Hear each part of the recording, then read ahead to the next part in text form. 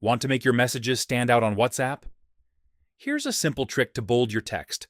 First, open the WhatsApp app on your phone. Now, go to any chat. This can be a personal chat or even a group. Tap on the message box and start typing your message. To make any word or sentence bold, all you need to do is add an asterisk before and after the text. For example, type hello with asterisks like this, star hello star, and it will appear bold when sent. Just make sure there are no spaces between the asterisks and the word. Now, send the message. And as you can see, your text appears in bold. Quick tip: you can bold only specific words in a sentence, not just the whole message.